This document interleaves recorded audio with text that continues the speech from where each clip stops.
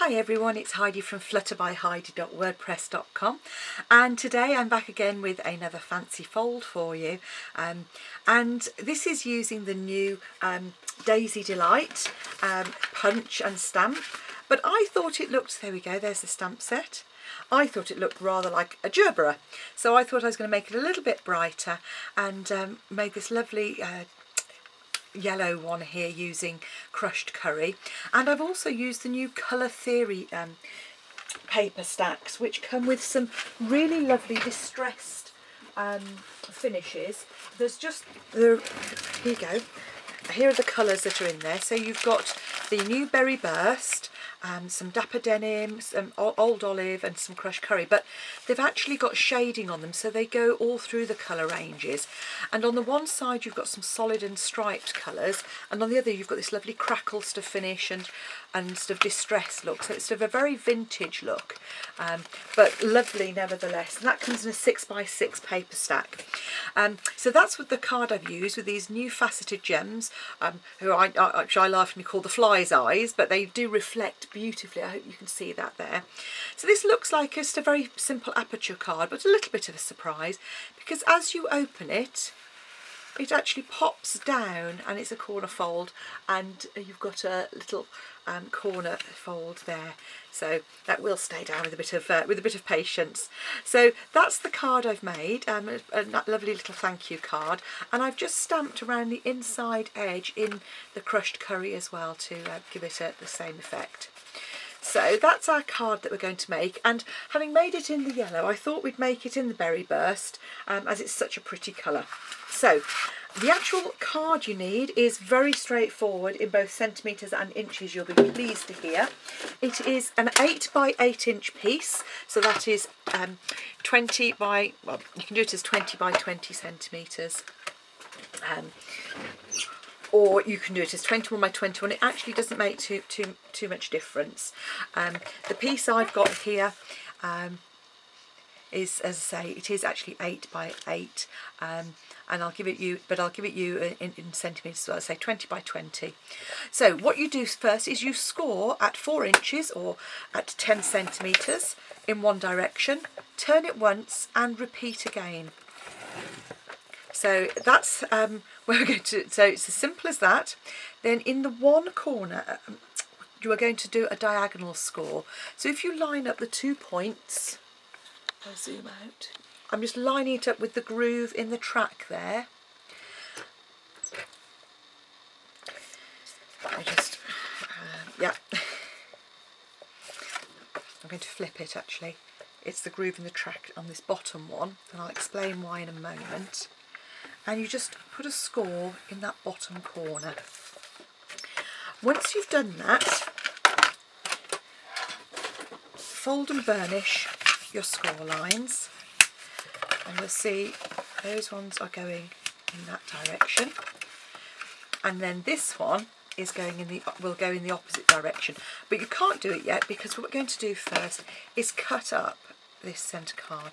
Now the reason I flipped it over is because obviously what you don't want to do is fold against your score lines. So we scored it straight on these two, flipped over and scored here, because this one is going to fold back on itself just like so. Now you can leave it whole like that if you want to. I prefer to remove some of the bulk, otherwise it makes the card quite bulky. So I literally just cut straight down there, so leaving about a centimetre or sort of half an inch, and then just cut away those edges as well. So you end up with a piece of card that looks like this. Okay, so the next step is to decorate the front, and to do that I've got a piece of the DSP which I've cut to 3 3/4 by 3 3/4, so that'd be 9.5 by 9.5, and I'm going to glue that in place first, and then I'm going to die cut on there. And I've taken 2 of the larger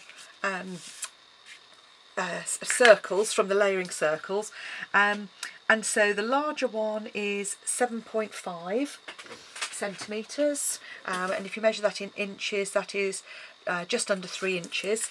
And the next one down is the one that literally you can see there just sits inside like so. And it's the smaller one we're going to use on the front, and that is, as you can see, there's 2 5/8, or about sort of 6.6 centimetres. So what I do is, I don't measure, some people do, but what I do before I put it through my big shot or whatever die cutting machine you're using, is I just tape that in place with a bit of washi tape that I've taken the excess sticky off, and I do that literally by just sticking it to my arm and peeling it off, and I try and put it on the inside, so if there's any sticky left it's not going to affect our card front. And then all I do then is run that. I'm going to do this off camera because my machine's a little big.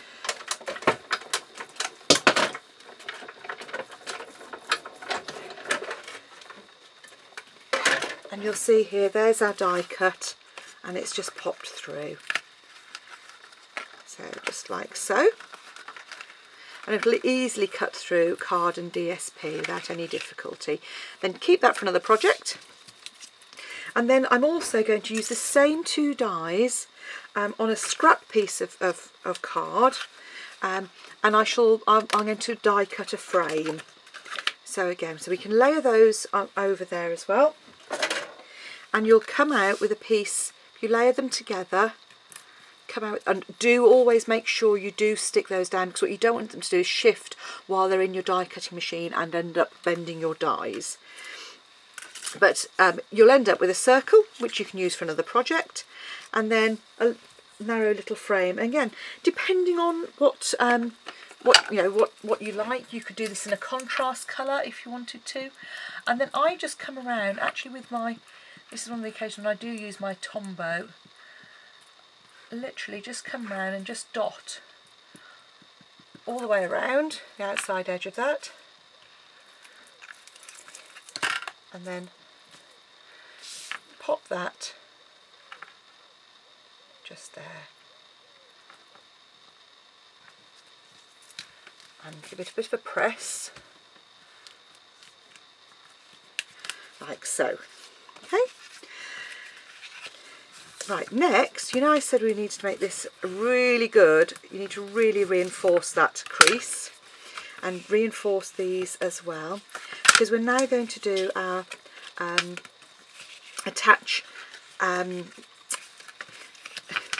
God, I can't get my words straight today. Right, we're now going to attach the card and the DSP to the inside.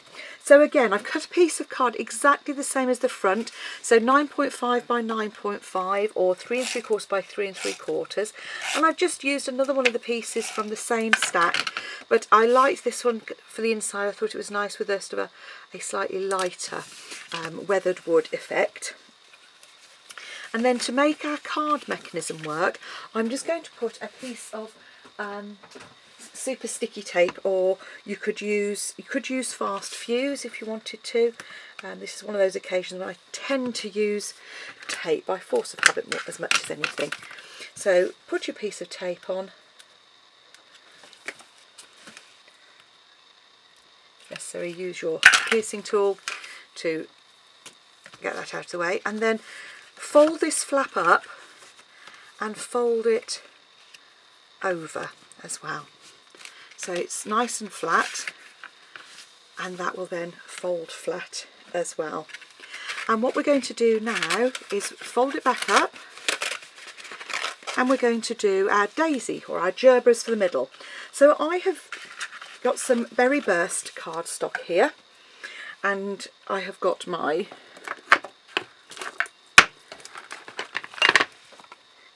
Berry Burst ink pad, and all I'm going to do is just stamp that in the Berry Burst onto the Berry Burst. And if you make sure that your stamp is flowers are pointing up, you can just come in and you'll see it lines up fantastically just there, and punch your flower. And to give it some dimension, I'm just holding very carefully, I'm holding to support that narrow bit of the petal, and I'm just curving using my bone folder as we go up. And I've done that 3 times. So we've got 3 flowers here. And again, this is an occasion where I do tend to use wet glue, because you want a little bit of wiggle room. And I'm just offsetting very slightly, so not completely filling the gap, because I'm going to put a 3rd one in as well, just to give that a really full flower. So I tend to offset one to the left and one to the right. Okay. And then literally, once put that to one side, I'll put a dab of glue on the back there for it as well. Then for the inside back panel, well, I'm going to use a piece of Whisper White, which is 3.5 by 3.5. That's a 9 by 9. And I've, sacrilege, I've actually cut my thank you in half. And I'm going to just stamp it in the middle there. Because I haven't trimmed it, I can still put it back together again if I ever want it lengthways as well. And then I'm going to come in with the stem here with the flowers and the little flower here. And I've actually I'm not going to stamp it in green, that's for certain. That's why you should always put your ink pads away when you've finished with them. Bad demonstrator. So I put that away, and now I'm going to use the lovely Berry Burst to stamp on the top there. And then all you need to do then is attach that. Makes it a little more tricky to write on, but obviously you could always add a panel to the very back as well. And again, I should have done this before I glued it up together, but just layer that in there like so. And then to get our flower in the right place, I'm going to just press down, put some tape on the back, and then with the card closed, I should just pop that in the middle. And I'm going to use one of our lovely faceted gems and just pop that in the centre. And obviously you could colour that with a Sharpie if you wanted to make it black, which is sort of more typical of the flower. But you know what, I fancy a little bit of bling on mine instead. So there you have a corner fold. I suppose it's a pop down rather than a pop-up card. That means you've got a very pretty little effect there for a card. So I hope you've enjoyed it. Do come back again soon, and if you want any of the supplies, please visit my Stampin' Up shop, heidismith.stampinup.net, or give me a call or an email. I'll be happy to talk to you about how to order. Bye for now, come back soon.